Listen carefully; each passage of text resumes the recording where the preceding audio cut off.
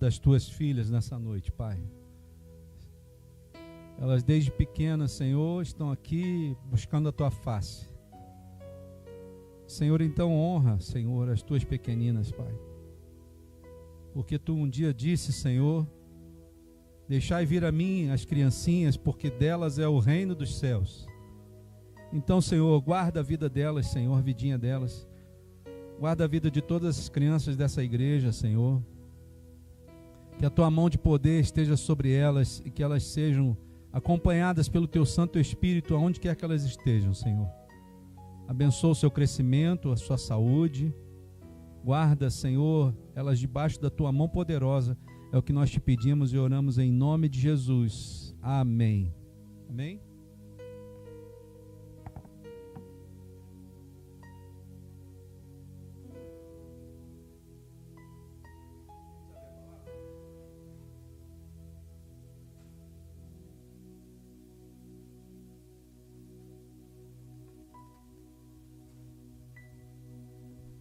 Marcos capítulo 3.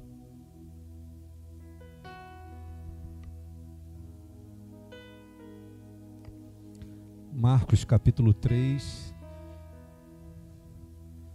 Nós vamos ler o versículo 33 até o 35. Marcos 3, 33 até o 35. Diz assim: Quem é minha mãe? E quem são os meus irmãos? Perguntou ele. Então olhou para os que estavam assentados ao seu redor e disse: Aqui estão a minha mãe e os meus irmãos. Quem faz a vontade de Deus, este é meu irmão, minha irmã e minha mãe. Amém? Senhor, te adoramos nessa noite, Pai, te bendizemos, porque tu deixaste, Senhor Jesus, um legado para nós através da tua palavra, Senhor. E a tua palavra, ela é viva e eficaz, e ela é mais penetrante do que uma espada de dois gumes, Senhor, pois ela consegue, Senhor, penetrar até a divisão da alma e do espírito, e das juntas e medulas, Senhor, e é por isso que nós te amamos, Senhor, porque não há lugar onde possamos nos esconder de ti, Senhor. Nada, Senhor, podemos esconder, porque todas as coisas estão patentes aos teus olhos, Senhor.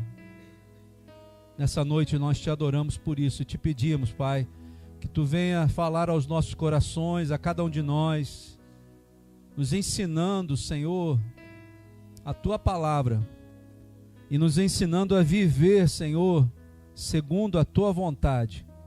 É o que nós te pedimos em nome de Jesus. Amém, Senhor. Amém? Pode se sentar.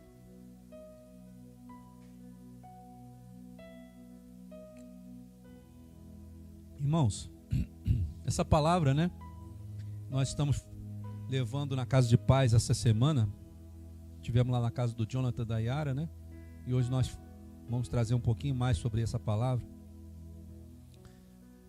É engraçado que essa palavra, Jesus estava trazendo um estudo, né?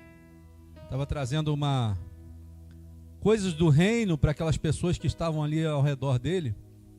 E de repente Jesus começou a fazer muitos milagres, curando os enfermos, né? Conforme ele foi curando as pessoas, foi se formando uma multidão ao redor de Jesus. E é engraçado isso, né? Porque se Jesus não tivesse feito milagre nenhum ali onde ele estava, dificilmente iria se juntar uma multidão ao redor de Jesus. Porque é muito natural do homem, né, do ser humano, ele prestar mais atenção nas coisas que são físicas, palpáveis, uma cura, por exemplo, do que o seu espírito, por exemplo, captar aquilo que o Espírito Santo queria falar através de Jesus naquela hora. Porque existe uma batalha acontecendo dentro de cada um de nós. Existe uma guerra acontecendo dentro de nós. Não pense que o seu inimigo está do lado de fora, mas o seu maior inimigo está dentro de você. Porque ele vai fazer de tudo, né, para que você não conheça o Jesus verdadeiro. Quem é esse inimigo, você sabe? É a sua carne. A Bíblia diz que a carne, a nossa carne, luta contra o nosso espírito. Existe uma batalha acontecendo dentro de nós. Você sabe que nós somos formados por corpo, alma e espírito. Então, dentro de você existem três, como se fossem três pessoas diferentes aí, em uma só. E aí o teu corpo, que é a tua carne, está lutando contra o espírito. O que é o espírito?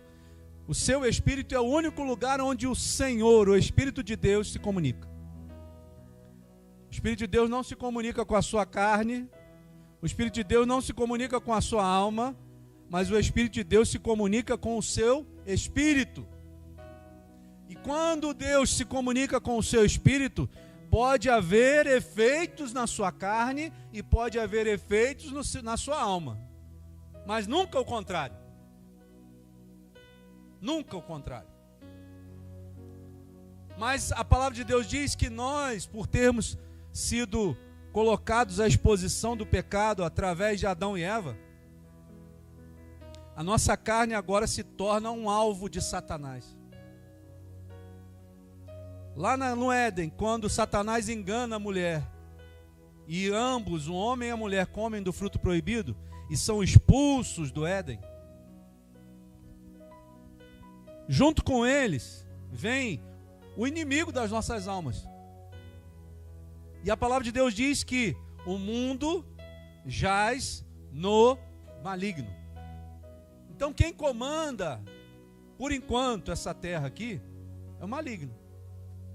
E ele tenta o tempo todo contra nós. Quando Jesus começa a fazer esse tipo de milagre, né? As pessoas, elas não conseguem enxergar que por trás de um milagre existia algo muito maior, muito mais nobre, que poderia salvá-las desse pecado que a gente carrega até hoje. Jesus estava tentando demonstrar para eles que existia uma vida eterna, que eu e você precisamos entender que a vida eterna, ela não tem fim, mas essa vida que nós temos aqui hoje, carnal, ela um dia vai terminar. E a pergunta para nós, antes da gente continuar, é: quando nós terminarmos essa vida carnal, para onde iremos nós? Qual é o nosso destino? Qual é o seu destino? É isso que Jesus veio trazer para nós. Ele veio nos trazer a salvação através da graça, mas a graça não é de graça. Exige de nós uma postura de filhos de Deus. E ser filhos de Deus é algo que nos dias que nós vivemos está cada vez mais difícil de ser. Estou falando alguma mentira ou não? Pode acompanhar aí, irmãos. Vê onde você mora. Dá uma olhadinha nos teus vizinhos, né? Dá uma olhadinha no convívio que você tem. Você vai ver que existe uma coisa acontecendo no nosso meio, onde parece que nos últimos dias o inimigo das nossas almas faria de tudo para arrebanhar mais e mais pessoas para irem para o inferno. E hoje, quando você olha com os olhos carnais, ir para o inferno parece ser algo prazeroso, não é? Eu não preciso me estressar com a igreja, eu não preciso ouvir um pastor falando sobre a palavra de Deus no meu ouvido, eu não vou ter um pastor me acompanhando todos os dias, não é aquilo que o Bruno fala aqui, o pastor me ligou e falou aqui, está tudo bem? Não, no mundo você não precisa disso, você não vai ter isso. Então é mais fácil, não é mais fácil? Eu posso fazer o que eu quiser, porque o mundo diz assim, você pode seguir o seu coração. Faça o que o seu coração manda. Só que a Bíblia não diz isso. A Bíblia me diz que o nosso coração é enganoso e mentiroso. Ele vai nos levar para a ruína. né? Eu já vi muita gente dizendo assim, ó, tô todo arrepiado. Só pode ser a presença de Deus. E se não for? Como é que você sabe se é mesmo, de verdade? Tinha um pastor amigo meu, ele dizia assim, como é que ele falava? O movimento não traz a presença de Deus, mas a presença de Deus pode trazer o movimento. É engraçado isso, né? Porque hoje em dia você vê exatamente o contrário. As pessoas querem fazer um movimento para tentar trazer a presença de Deus, mas sendo que é o contrário. É a presença de Deus que é viva e eficaz. É a presença de Deus que transforma a maldição em bênção. É a presença de Deus que transforma a morte em vida. Não é o contrário. Não é o contrário. Mas nos últimos dias a gente vai vendo que isso pode estar sendo deturpado, está sendo transformado, está sendo modificado. Eu vi esses dias, agora já foi lançado, irmãos. Lembra que eu falei aqui que estava sendo projetado isso? Mas já foi lançado. A Bíblia feita por inteligência artificial, para corrigir os erros da Bíblia. Você acredita num negócio desse? Já foi lançada. Então, você tome muito cuidado com a Bíblia que você compra. Porque pode ser que você compre uma Bíblia daqui para frente, agora que foi escrita por inteligência artificial, e que ela retirou algumas coisas que antigamente existia na Bíblia. Quem teve Bíblia, teve Bíblia. Quem não teve Bíblia, pode ser que não tenha mais. Principalmente a Bíblia eletrônica. Essa então... Mas Jesus, ele procura, irmãos, em nós, voltando para a palavra, ele procura em nós verdadeiros adoradores. Ele não procura pessoas que estão atrás dele só por causa das curas, só por causa dos milagres. Mas ele procura verdadeiros adoradores, que o adorem em espírito e em verdade. Eu queria ler com vocês esse capítulo, mas é para que você entenda o que está acontecendo no contexto desse texto que a gente leu. Por que Jesus disse assim, quem é minha mãe? E quem são meus irmãos? Parece que se você só ler esse texto, parece que você está pensando assim, pô, Jesus está abandonando os irmãos dele, está abandonando a mãe dele, mas não é nada disso. Jesus está mostrando para nós o que está acontecendo naquele lugar onde ele está pregando ali. Vamos ler. Marcos capítulo 3, versículo 1. Vamos ler o contexto desse texto. Ó. Marcos 3, versículo 1. Bota aí, Marcos, por favor.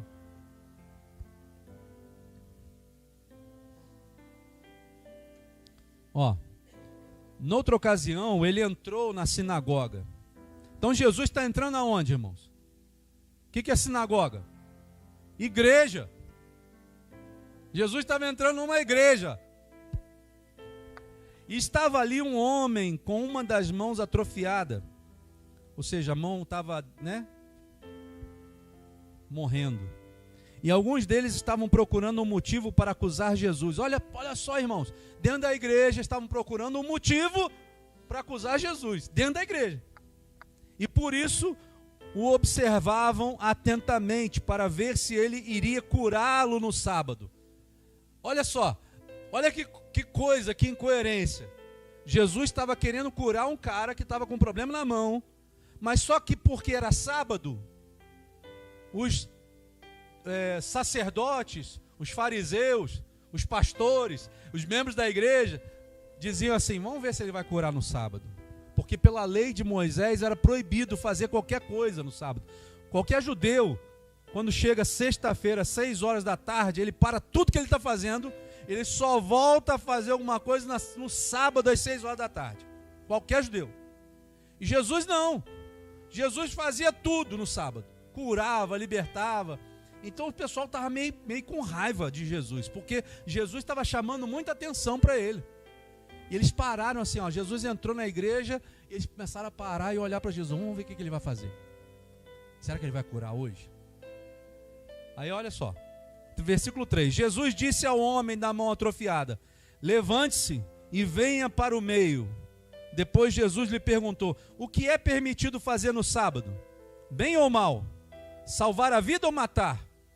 Mas eles permaneceram em silêncio. Você está vendo como é que a religião, ela mata a gente? Os caras eram crentes, irmão.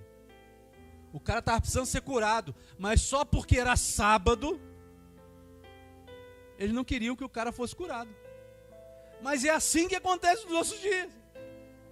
Eles querem que a pessoa permaneça doente, sem chance nenhuma de encontrar Jesus, mas tem que vir na igreja, tem que estar aqui cantando louvor, tem que estar aqui se fazendo o que tem que fazer.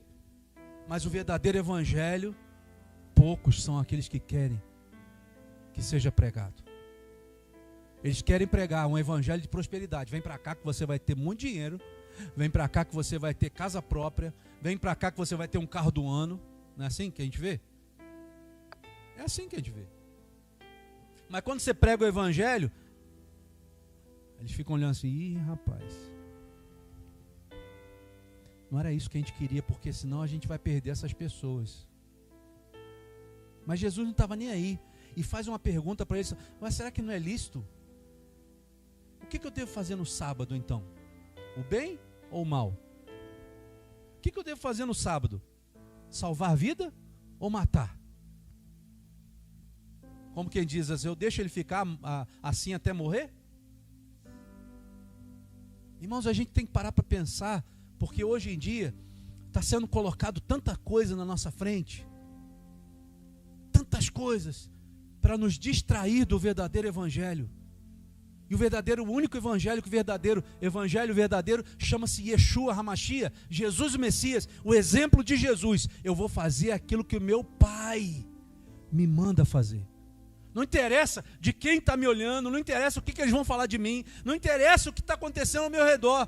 Eu vou fazer aquilo que Deus me mandou fazer. É esse o pensamento que você tem que ter, porque é esse pensamento que vai te levar para o céu. Outro nenhum vai. Ah, mas e a lei? Onde fica a lei nesse sentido todo? A lei vai te levar você para a morte. O legalismo: não, eu tenho que vir na igreja porque o pastor fica chateado comigo se eu não for. Não, irmão, você tem que vir para a igreja porque Jesus, o teu autor e consumador da sua fé, está aqui. Não é porque o pastor fica chateado com você, não. Mas Jesus precisa ficar alegre com você. A questão é essa: será que Jesus está realmente alegre com a minha postura no reino de Deus? Será que quando Ele olha para mim, Ele dá um sorriso? Meu filho está fazendo a minha vontade, minha filha está fazendo a minha vontade. Mesmo que o mundo diga para fazer outra coisa, o meu filho não. Meu filho anda na minha palavra. A minha filha anda na minha palavra. Isso é ser filho de Deus. E não vir aqui por uma imposição. Existe um versículo que diz assim: uma coisa pedi ao Senhor e a buscarei, que eu possa morar na sua casa todos os dias da minha vida. Ele está falando dessa casa física aqui? Está falando da presença dele. Porque se você está na presença do Senhor todos os dias da sua vida, quando você se deparar com algo errado, que alguém está te levando a fazer, ou que o diabo está te levando a fazer, se você está morando na presença de Deus todos os dias, você vai ficar constrangido de fazer isso. Porque você sabe quem está te vendo. Você sabe quem está te olhando. Senhor, eu não vou fazer isso. A minha carne até queria que eu fizesse. Eu até tinha vontade de fazer, mas eu não vou fazer porque eu te amo, Senhor. A questão aqui, sabe o que é, irmãos? É descobrir o verdadeiro amor. Não é um amor carnal, não é um amor humano, não é um amor de irmão, mas é o amor ágape. Um amor incondicional de Deus para mim e tem que ser de mim para Ele. Eu amo a Deus independente das circunstâncias, entende, irmão? Independente do que está acontecendo ao meu redor, se eu estou com dinheiro, se eu estou sem dinheiro, se a igreja está cheia, se está vazia, independente do que está acontecendo, Deus é o meu foco, é o meu propósito. Eu preciso olhar para Ele. Independente se eu estou bem para pregar, se eu não estou bem para pregar, independente de qualquer coisa. Porque eu preciso entender que Ele se entregou por mim lá naquela cruz. Se eu estou aqui vivo hoje, foi porque um dia Ele foi e morreu na cruz por mim. Se eu estou aqui hoje podendo falar com vocês, é porque Jesus um dia se entregou naquela cruz e verteu o sangue dele por mim. E a mesma coisa por você. Se você está aqui hoje ouvindo essa palavra, foi porque Jesus um dia te amou de uma tal maneira que se entregou naquela cruz por você. E essa tal maneira não dá nem para medir. Qual é o tamanho do amor de Deus por você? Não tem como medir. Não tem.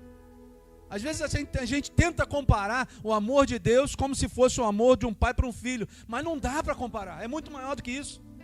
Muito maior. Eu não consigo ver, por exemplo, o ato de Deus com o seu filho Jesus. Eu não consigo ver em mim e minha filha. Eu não teria coragem de entregar minha filha na cruz por alguém. Mas Ele fez isso por você. E Ele hoje está pregando aqui para você nessa simples pregação, para te fazer entender quem é família de Deus. Quem pode se tornar uma família de Deus. E aqueles homens olhando para Jesus, Jesus não estava nem aí para aquilo que eles estavam pensando, os fariseus. Jesus irado. Você já viu Jesus irado, irmão? Ele ficou irado. Está aqui, ó. Versículo 5. Bota no 5 aí, Mar. Às vezes a gente olha para Jesus, aquele homem calminho, né? Jesus não era calminho? Olhando com raiva. Ué, pastor, Jesus tinha raiva? Ué, estou lendo a palavra aqui, ó. Estou te mostrando dentro da Bíblia. Com raiva, olhando com raiva para os que estavam à sua volta e profundamente entristecido, por causa de quê, irmão? Por causa do coração endurecido deles. Sabe o que traz raiva e tristeza ao Senhor? É quando nós questionamos o agir de Deus, não entendendo o que Deus quer fazer, e Ele enxerga dentro de nós um coração endurecido, que não muda e que não quer mudar. Porque um coração duro, irmãos, Jesus não vai mudar. Porque Jesus não faz violência com ninguém. Jesus bate a porta do seu coração. Ele não arromba a porta do seu coração. Quem arromba a porta do coração é o diabo, não é Jesus. Jesus não vai bater, não vai arrebentar a porta do seu coração, não. Jesus vai perguntar para você: você quer que eu entre aí? Você quer que eu faça a diferença na sua vida? Irmãos, eu já falei com vocês e vou repetir. Eu sei quem eu era. Eu sei quem eu fui. Podre.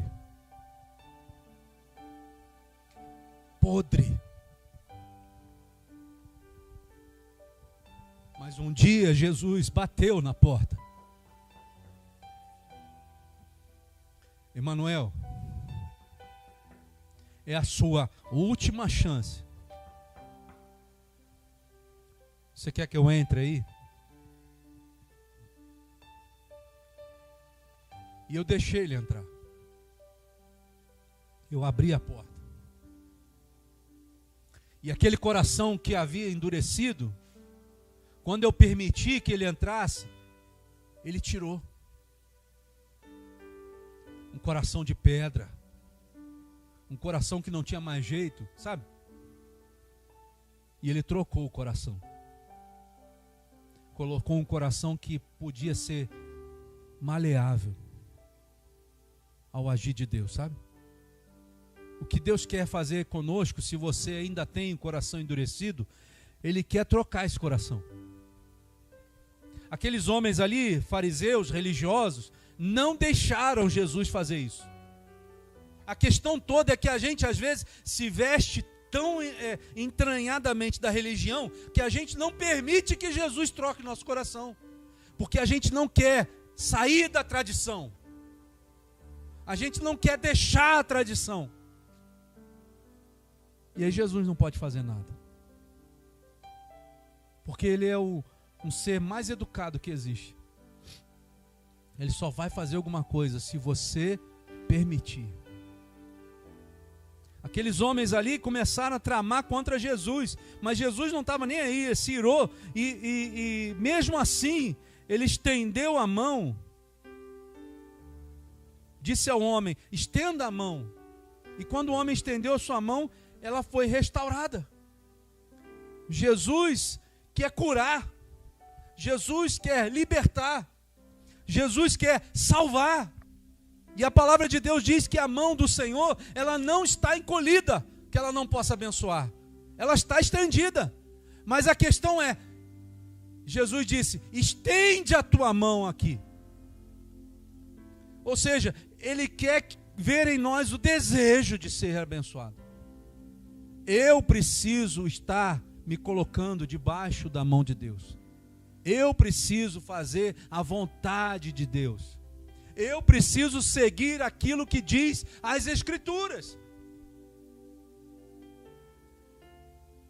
Irmãos, os dias são terríveis. Os dias são maus. Se você não acompanha, eu acompanho tudo. E eu tenho visto cada coisa acontecendo no mundo que você fica aterrorizado, você fica abismado. Israel sendo atacado por todos os lados. Mais de 7 inimigos atacando Israel ao mesmo tempo. E a palavra de Deus diz que quando Israel estivesse sitiada, a volta do Filho de Deus estava muito próxima. Está acontecendo.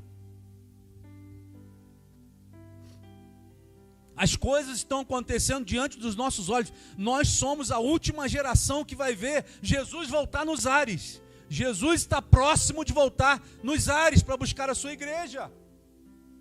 Acorda! Nós precisamos acordar, irmãos. Nós precisamos acordar.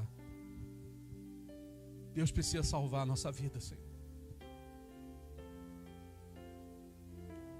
Aqueles homens ali não conseguiram enxergar Jesus. Eles não enxergaram Jesus.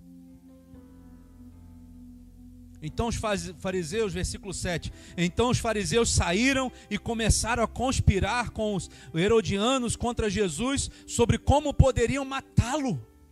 Olha isso, cara.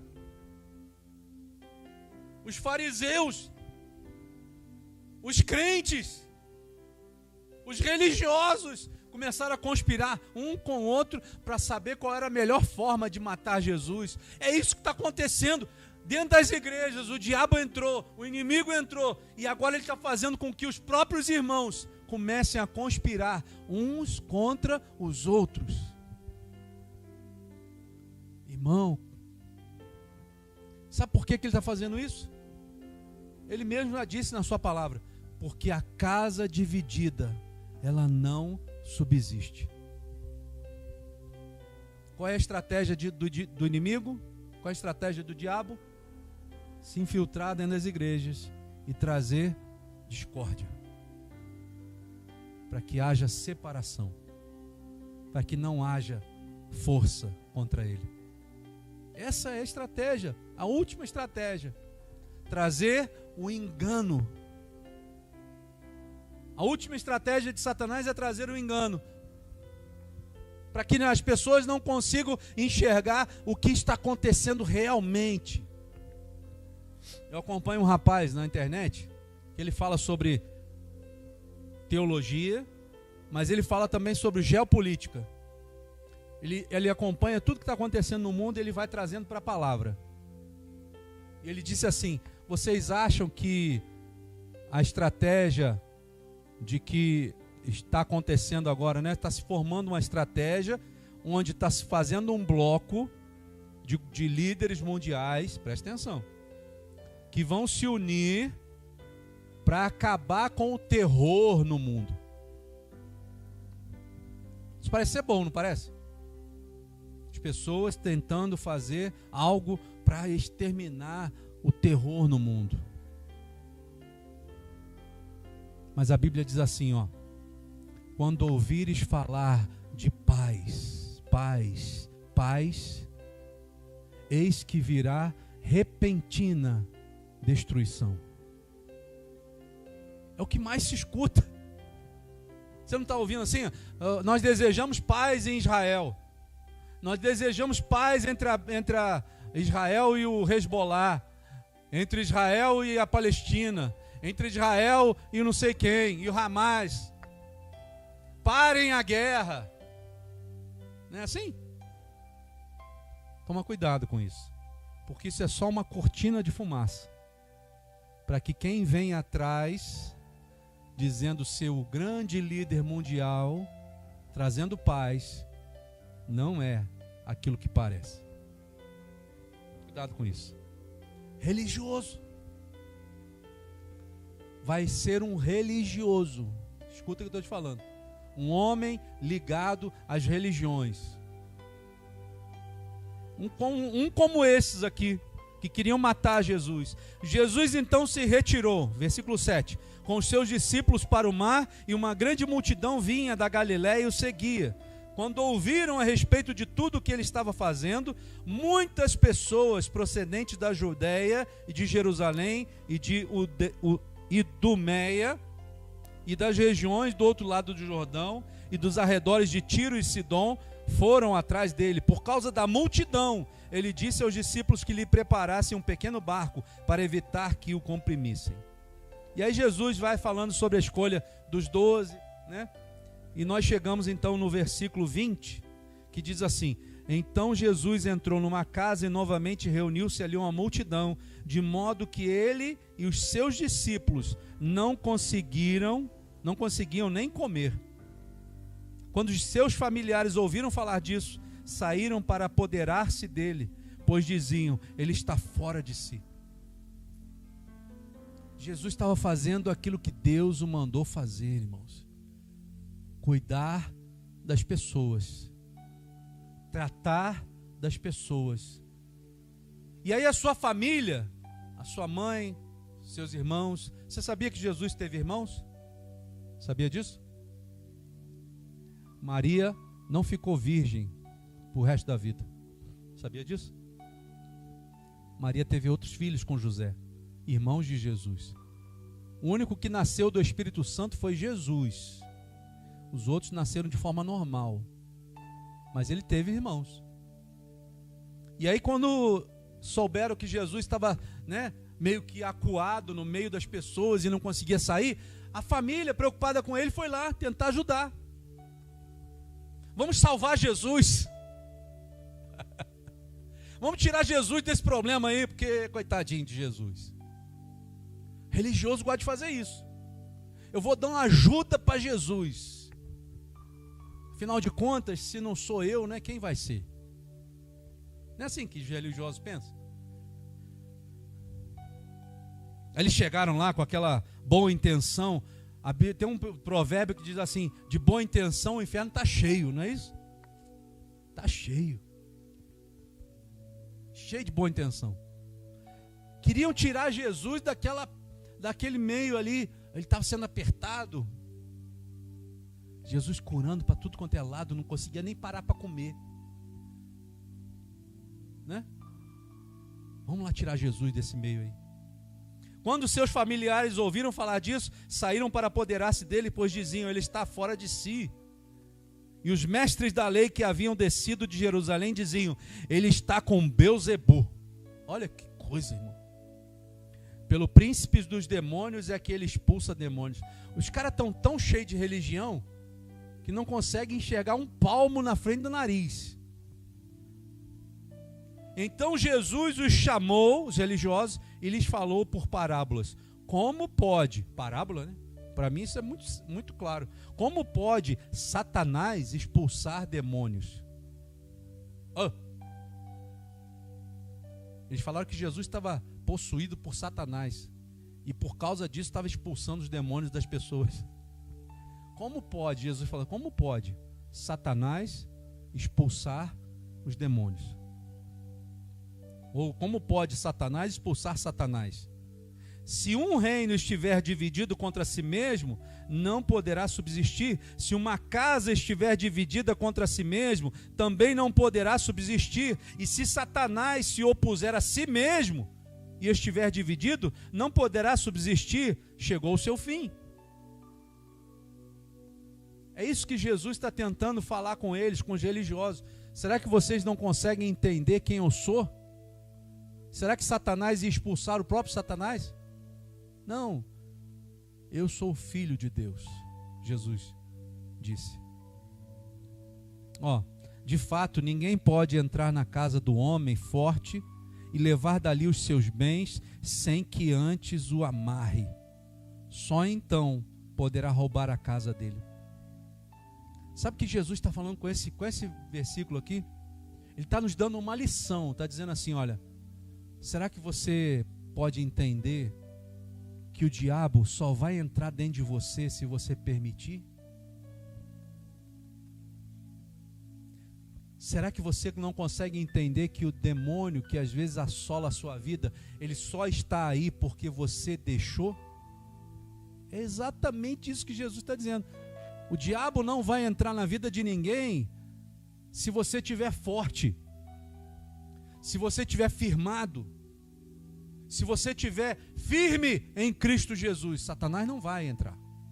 Agora, se ele conseguir te amarrar com o pecado, se ele conseguir botar você sem ação com o pecado que você esconde, ele vai entrar na sua casa e vai roubar tudo seu, inclusive a sua felicidade.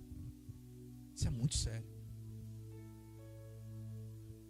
A palavra de Deus diz assim, que nos últimos dias, o nosso inimigo, o inimigo das nossas almas, Satanás, cegaria a muitos. O que é cegar? É não deixar que a gente veja.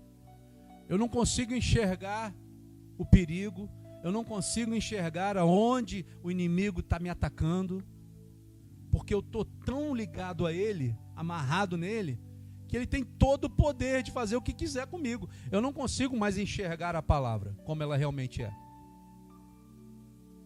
Mas Jesus está dizendo assim, olha, tem um jeito. Tem um jeito. Se você se fortalecer em Cristo, se você conhecer Jesus como ele realmente é. Não é o Jesus que falam por aí, não. É o Jesus das Escrituras. O verdadeiro Jesus. Esse vai poder te livrar das amarras de Satanás. E olha o que ele diz mais. Eu lhes asseguro que todos os pecados e blasfêmias dos homens lhes serão perdoados, mas quem blasfemar contra o Espírito Santo nunca terá perdão, é culpado do pecado eterno. Jesus falou isso porque eles estavam dizendo, ele está com o espírito imundo, blasfemando contra o Espírito Santo, dizendo que o Espírito Santo era Belzebu. Então chegaram, aí nós vamos chegar na nossa pregação. E então chegaram a mãe e os irmãos de Jesus, ficando do lado de fora, mandaram alguém chamar Jesus, né? E havia muita gente assentada ao seu redor e lhe disseram, Jesus, tua mãe e teus irmãos estão lá fora e te procuram. Aí eu quero que você preste atenção numa coisa aqui. O que Jesus estava fazendo? Jesus estava fazendo a obra do seu Pai, curando os enfermos, salvando, libertando, fazendo a vontade do Pai. E aí de repente alguém interrompe Jesus e diz para ele assim: tua mãe, teus irmãos estão ali fora te chamando, Jesus. Qual é a postura de Jesus, irmãos? Qual é a postura de Jesus? Ele para o que ele estava fazendo? E por que a gente para então? Aquilo que Deus mandou a gente fazer. Por causa de tanta bobagem que acontece no nosso dia a dia. Por que a gente para? Sabe por quê? Porque a gente deixou de olhar para Jesus. A gente deixou de fazer a vontade do Pai. A gente se distraiu com as circunstâncias do dia a dia, né? Ai meu Deus, aconteceu um negócio agora que não dá nem vontade de ir na igreja hoje. Ai Jesus, não é assim? Ai meu Deus do céu, justo na hora que eu ia orar. Não é assim que acontece? Ai meu Deus, mas eu estava indo tão bem. Mas de repente alguma coisa me distraiu e eu perdi o foco. Jesus não perde o foco um minuto. Olha a resposta que ele dá para o cara que foi chamar ele. O cara não tinha nada a ver com a história. O cara que foi chamar Jesus não tinha nada a ver com a história. Mas olha a resposta que Jesus dá. Quem é minha mãe? Quem são meus irmãos? Jesus não estava dizendo para ele que ele não reconhece a mãe, nem reconhece os irmãos. Jesus estava dizendo assim: eu não vou parar o que eu estou fazendo de jeito nenhum. Nada vai me distrair. Nada vai me tirar da presença de Deus. Nem mesmo Satanás mandando minha família aqui me distrair. Não vai me tirar. A grande questão, irmão, se você quer ter vitória, se você quer ter vitória mesmo, diante das dificuldades que se colocam diante de você, é que você precisa perceber as astutas ciladas do diabo. São astutas, são coisas tão criativas, que você às vezes vai falar: meu Deus, isso aqui não tem nada a ver. Esse telefone aqui tocando agora, na hora que eu estava orando, não tem nada a ver, eu vou atender rapidinho. Aí tu vai lá e pum, aí fica 2, 3 horas no celular, esquece da vida. É ou não é? Estou falando alguma bobagem? Você pega o celular hoje em dia, você vai olhar as redes sociais, você perde 2, 3 horas ali. Só assim, ó. Parece um zumbi. Chega até babar. Não é verdade? É, ué. Essa rede social que inventaram, isso aqui é coisa do demônio. Tem coisa boa? Tem coisa boa. Mas a maioria é para te distrair, para você não estudar a palavra, para você não orar, para você não jejuar, para você não buscar mais o Senhor, para você não conhecê-lo em intimidade, porque o diabo sabe que no dia que você começar a conhecer Jesus em intimidade, acabou para ele na sua vida. Acabou para ele. Na hora que você souber combater essas astutas ciladas do diabo, nunca mais ele vai conseguir te enganar. Mas por que ele engana ainda, pastor? Por que ele está me enganando ainda? Porque eu ainda estou dando trela para ele. Porque eu ainda estou deixando ele me enganar. Efésios capítulo 1, versículo 20 até o 21, ele diz assim: que o Senhor preparou todas as coisas, entregou para Jesus, que entregou para a igreja. Jesus entregou tudo aquilo que ele venceu na cruz, ele entregou para a igreja, está lá. Se você quiser, depois você lê lá. Entregou para nós. Para quê? Para vencer o diabo. Nós temos condições de vencer Satanás, mas eu preciso estar diante do Senhor todos os dias da minha vida, andando em espírito, buscando a face do Senhor. Não é me distraindo com outras coisas, irmãos, infelizmente. Jesus pergunta: quem é minha mãe? Quem são os meus irmãos? Perguntou ele. Então Jesus olhou para os que estavam assentados ao seu redor e disse: aqui estão minha mãe e meus irmãos. Quem faz a vontade de Deus, este é meu irmão, minha irmã e minha mãe. Sabe o que Jesus está dizendo? Quem obedece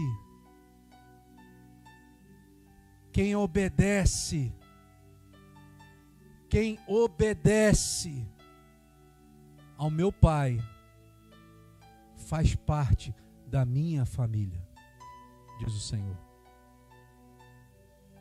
Sabe quem é que vai subir no último dia? Quem é família de Deus, quem obedece a Deus. E obedecer a Deus, irmãos, não é vir à igreja somente. Obedecer a Deus é andar no caminho dele. Jesus diz assim: eu sou o caminho. Então, Jesus está dizendo: quem andar em mim, quem andar sobre o que eu disse, quem andar como eu andei, esse é a minha família. Esse eu vou buscar no último dia. E a volta de Jesus está muito próxima. Está muito próximo. Jesus está muito próximo de voltar, irmãos. Algumas pessoas estão dizendo, eu não afirmo isso, mas alguns estão dizendo que nós já estamos começando a viver a grande tribulação. Eu não sei se isso é verdade, mas que está cada vez mais difícil, está. Que está cada vez mais difícil caminhar nessa terra, está. Principalmente aqueles que querem andar na verdade. Principalmente aqueles que querem andar naquilo que Jesus ensinou. Está cada vez mais difícil. Porque as coisas se apresentam diante de nós com uma facilidade tremenda. Faça isso aqui, que você vai ser abençoado. Coma desse fruto, você não vai morrer não. Come aí. Se você comer desse fruto, as coisas vão ficar mais fáceis para você. Você vai se tornar como eles. Parece que eu estou vendo a repetição, né? Do Éden, começando a se repetir de novo aqui. Não é assim? Você não quer uma vida mais fácil? Toma aqui. Parece que eu vejo a serpente estendendo a fruta assim para nós. Toma aí. Você não vai morrer não. Você vai ser como eles. Irmão, nós precisamos ter temor do Senhor. Sem o temor do Senhor, nós fazemos qualquer atrocidade. Vai por mim. O homem é capaz de fazer qualquer coisa. Qualquer coisa. Sem Jesus. O que nos separa dessa atrocidade ou dessa monstruosidade sem Jesus, o que nos separa disso é a presença do Espírito Santo. Sem a presença do Espírito Santo você faz qualquer coisa. Você mata a criancinha. Você não lembra que o que o Hamas fez naquela festa lá? Mulher grávida sendo morta, arrancando o seu filho. O homem sem Jesus faz qualquer atrocidade. Mas o homem com Jesus, tomado pelo temor de Deus, ele não faz isso. Mas ele anda nos caminhos de Deus. Sabe o que Deus quer para você? Que você seja esse homem, cheio da presença, essa mulher, cheio da presença do Espírito Santo, cheio do temor de Deus, que antes de fazer qualquer coisa, pergunta para Deus: Senhor, é do teu agrado que eu faça isso, Senhor? Senhor, se eu fizer isso, tu vai se sentir honrado por mim? Ou Senhor, se eu fizer isso, o Senhor vai se sentir traído por mim? Essas coisas, irmãos, geram em nós o temor, o relacionamento com Deus. Ah, mas eu nunca escutei Deus falar comigo. Mas você já parou para ouvir? Deus fala, irmãos. O Espírito Santo fala. Jesus fala, eles são reais. Eles podem falar conosco. Mas eu preciso estar disposto a ouvir. Eu preciso estar disposto a ouvir o que Ele tem para me falar. E às vezes o que Ele tiver para me falar não vai ser muito bom, porque não vai agradar a minha carne. Mas quando eu ouço a voz do Espírito Santo e faço aquilo que Ele quer, diz a palavra que começa a brotar de dentro de nós rios de águas vivas que fluem de dentro do nosso ventre. E essas palavras começam a atingir aqueles que estão ao nosso redor. E o ambiente começa a modificar. E o local onde a gente mora começa a ser transformado. Não por causa de nós, mas por aquele que está morando dentro de nós, que agora é o Espírito Santo. A obediência traz a presença de Deus. A obediência traz o favor de Deus. Sabe? A obediência traz o amor de Deus. E o amor de Deus transforma. O amor de Deus tira a nossa natureza má e coloca a natureza dele. É isso que Ele quer fazer em nós. Apesar dos pesares, apesar das circunstâncias, quando eu estou cheio da presença de Deus, nada mais me aborrece. Mas quando eu estou cheio de mim mesmo, tudo me aborrece. Eu confesso aos irmãos que tem dia que às vezes a gente fica chateado. A gente é humano, né? A gente é passível dos ataques do maligno. Mas a gente tem que recorrer àquele que está dentro de nós. Senhor, o Senhor está vendo como é que eu estou? Senhor, o Senhor está vendo como é que eu estou reagindo hoje? Eu sei que se tu não for sobre mim, Senhor, aquela minha velha natureza vai querer voltar, Senhor. Senhor, então intervém nesse processo aqui agora. Vem e para isso aqui agora, Senhor. Para que eu não volte a ser aquele homem que eu fui um dia. Eu preciso do Senhor. Você tem que falar isso para Deus. Senhor, eu preciso do Senhor na minha vida, Senhor. Eu preciso dessa transformação. Eu preciso, Senhor. Eu tenho necessidade de Deus na minha vida. A obediência gera esse temor. Você precisa buscar isso do Senhor em nome de Jesus, com toda a tua força, com todo o teu entendimento. Que essa noite o Espírito Santo tenha falado com você e que Ele consiga ainda falar muito mais. Que Ele transborde sobre a sua vida de tal forma que você possa dar um testemunho aqui um dia, dizendo assim: sabe, pastor, lembra aquele dia que o senhor pregou sobre obediência? O Senhor me encheu dela, me colocou obediência dentro do meu coração, e isso gerou a presença de Deus em mim. Faz isso, Senhor, dentro do meu coração. Amém? Vamos orar?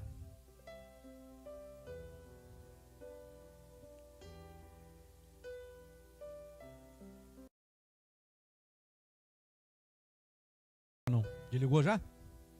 Hã? Oi? Eu queria chamar aqui o Jonathan, né? Para a gente orar, o Jonathan e Yara, para a gente orar com eles, abençoando a chavezinha dessa semana, da obediência. Ora, unge aí. Quer orar?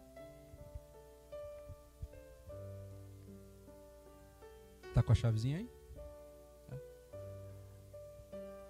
Senhor, em nome de Jesus, aí estão os teus filhos, Senhor, os filhos da paz. Senhor, que abriram as portas da sua casa, Senhor. E eu creio também por fé que abriram as portas do seu coração para receber, Senhor, a tua palavra ali no seu lar. Eu quero te pedir, Senhor, que tu venha honrar a sua fé. Honrar, Senhor, a disposição deles, Senhor, em receber a tua presença na sua casa. Senhor, que essa semana falamos sobre obediência. Que dessa forma, Senhor, a obediência seja gerada nos seus corações. Senhor, trazendo o temor a Ti, Senhor, para que eles possam Te buscar em espírito e em verdade com todas as suas forças, Senhor. Nós, por aquilo que tem colocado sobre as nossas vidas, Senhor, como ministro do Teu Evangelho, nós abençoamos a vida do Jonathan e da Yara, Senhor, e por consequência da sua família, que eles recebam a Tua graça, a Tua misericórdia, Senhor, e a obediência que tem separado para eles. É o que eu te peço, Senhor, e oro, te agradecendo nessa noite, em nome de Jesus. Amém, Senhor. Amém? Vamos orar? Deus abençoe. Continue orando, irmãos, pela casa de paz. Né? Deus está fazendo uma obra ali, linda, e vai continuar fazendo em nome de Jesus. Amém? Que Deus abençoe você que fica pela internet. Te convido para estar aqui conosco todas as terças-feiras, orando junto conosco aqui em nome de Jesus. Amém?